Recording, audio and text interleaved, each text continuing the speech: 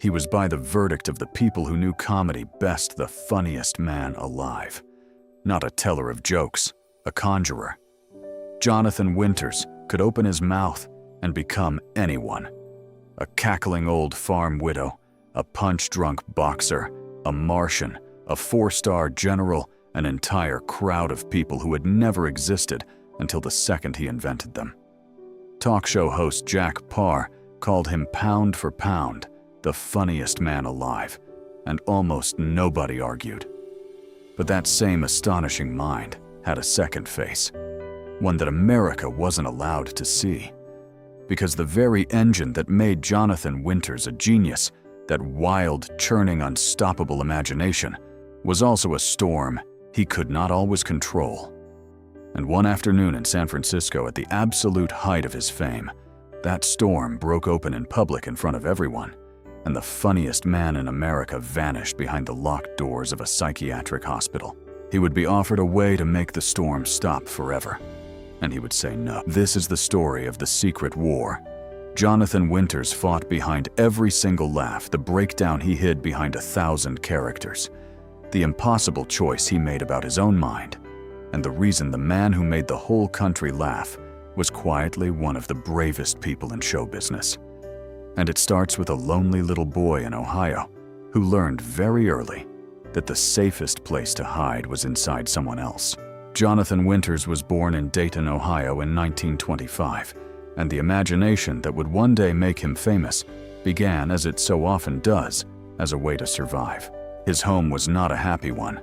His father struggled with alcohol, his parents fought, and when Jonathan was just 7 years old, in the depths of the Great Depression, at a time when it carried a deep and quiet shame, they divorced. The boy was sent to live with his mother in Springfield, a child caught between broken adults, often alone, often lonely. So he did what imaginative, lonely children do. He filled the silence himself. He invented characters and gave them voices. He held entire conversations with people who weren't there, populating his solitude with a cast of his own creation. While other kids played outside, Jonathan was building a private world. He could disappear into one where he was never alone, because he could simply become the company he was missing. His teachers saw a class clown disrupting the room. What was really happening was a frightened boy discovering the one place nothing could reach him, the inside of a character. That instinct to vanish into someone else when the real world got to be too much never left him. At 17, with the country at war, he lied his way past his age and enlisted in the United States Marine Corps, serving 2.5 years as a gunner aboard an aircraft carrier in the brutal Pacific Theater. He went off a teenager and came back a man who had seen real darkness up close. He came home with two things that would define the rest of his life: an extraordinary gift for becoming anyone, and a private ache he would never fully outrun. For a while, the gift would carry him to the very top, but the ache was patient, and it was waiting. The thing that launched the funniest man in America was, of all things, a cheap wristwatch. In 1948, he married a young woman named Eileen, and not long after he lost his watch, and the newlyweds were far too broke to replace it. So Eileen pushed him toward a local talent contest, where the prize was a brand new wristwatch. He entered. He won, and in that little room, doing his voices and his characters for a handful of strangers, Jonathan Winters discovered that the private world he'd built as a lonely child could do something he'd never imagined. It could make a room full of people fall apart laughing. What followed was a rocket ride. Radio first, then the brand new medium of television, where audiences had simply never seen anything like him. Other comedians stood at a microphone and recited their material. Jonathan Winters didn't have material in the usual sense. He had a universe. Hand him a stick, an empty stage, a single word from the audience, and he would spin it into 10 minutes of pure invention, leaping between characters so fast you could barely keep up. Out came the gallery that would make him a legend. The tart-tongued old lady Maud Frickert, chief among them, plus a whole parade of yokels, blowhards and oddballs, each one fully alive. He was electric, unpredictable, and unlike anyone before him. The most respected names in the business watched him work and shook their heads in disbelief.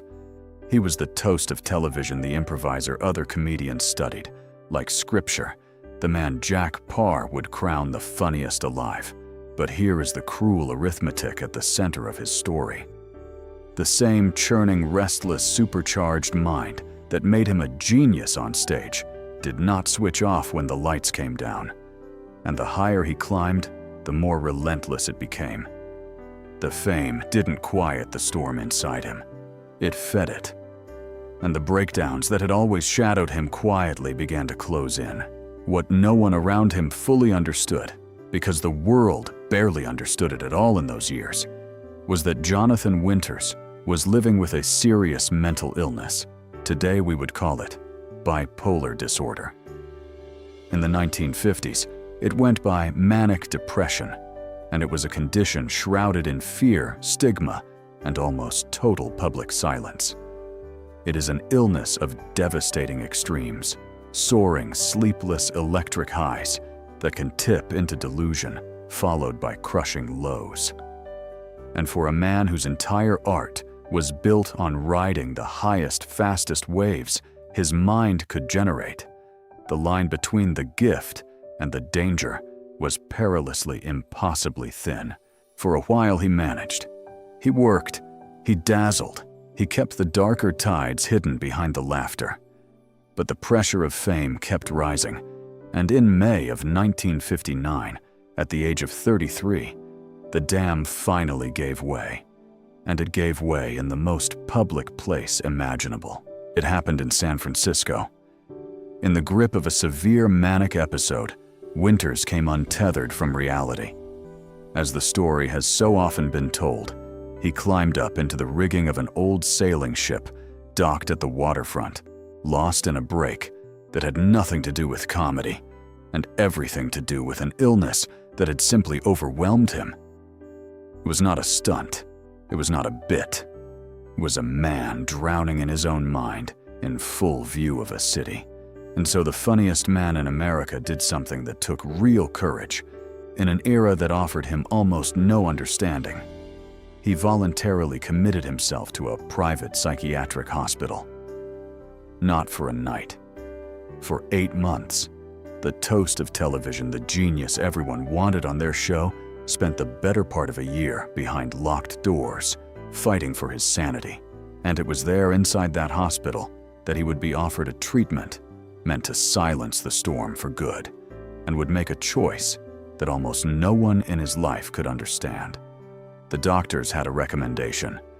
In that era, for a case as severe as his, they pointed toward electroshock therapy, a treatment that, in the 1950s especially, was a genuinely frightening prospect. Jonathan Winters refused it, and the reason why is the haunting paradox at the very heart of his life. Somewhere along the way, Winters had come to believe that his illness and his genius were not two separate things. They were one. The same churning storm that tormented him in the dark was also, he was convinced, the wellspring of everything that made him magic. Every character, every impossible flight of improvisation, every spark of invention that no sane, settled mind could ever have produced. He looked at the treatment that promised to quiet his suffering, and what he saw was a treatment that might also quiet the only thing that made him who he was. He said in his own way that he needed that pain, that he had to be able to reach down and call on it, no matter how badly it hurt. He chose, in other words, to keep his demons, rather than risk losing the gift that lived right next to them. It is important to be clear-eyed about this. This was one man's wrenching personal decision made in a far crueler and less understanding age of medicine than our own, not a model for anyone, and not a romantic one. The cost of that bargain was very real. In 1961, the storm returned, and Winters was hospitalized a second time for another 8 long months. The illness did not respect the bargain. It came back anyway, but he survived it, He walked out, picked himself up, and went back to work, back to the only world that had ever truly felt safe, the world inside his characters. And then he chose to do something almost no famous person in America had ever dared to do. He decided to tell the truth, and the truth, it turned out, would cost him more than the silence ever had. In an era when a mental illness was the kind of secret that ended careers, something whispered about, hidden, denied to the grave, Jonathan Winters did the unthinkable. He let people see it. He never made a grand confession of it, but he refused to bury it either. He wove sly, knowing references to his hospital stays right into his act, once wryly calling the institution the zoo. He became one of the very first American entertainers to be openly, publicly linked to mental illness at a time when virtually everyone else in his position chose to hide. It was, in its quiet way, an act of remarkable bravery, and Hollywood made him pay for it. He felt it for the rest of his career, the sense that he had been quietly marked, treated as a risk, passed over. He once gave voice to the bitter unfairness of it, that there were far bigger stars than him, with serious drug problems and drinking problems and a string of broken marriages, and the industry would cast them in picture after picture, while he was left to keep proving over and over that he was sane enough to hire. He had told the truth, and the truth had put a question mark next to his name that the addicts and the scandal makers never seemed to carry. But he kept working. He was too good not to. And through the 1960s and 70s, he became a beloved familiar face in America's living rooms, including a regular seat in one of the most famous celebrity boxes on television, the panel of Hollywood Squares. There he was, week after week, firing off lightning-fast improvisation from his square, effortlessly funny, the room and the audience helpless with laughter. America adored him all over again, and here is the part almost no one watching ever grasped. The man making them laugh so easily from that little box was at that very moment managing a lifelong war inside his own head, and had already paid a price for it that none of them could see. Behind the effortless joy was a daily act of survival. He carried that secret weight behind his laughter for the rest of his life, and the way he finally made his peace with it is the most moving part of the whole story. In the end, time and medicine were kinder to Jonathan Winters than the 1950s had been. He was at last properly diagnosed and appropriately treated, and he learned to live alongside the illness that had once nearly destroyed him, not cured exactly, but no longer drowning. And what he built with the years he won back is staggering. He became the acknowledged godfather of improvisational comedy, the man every wild, free-associating comic who came after him would point to as the original.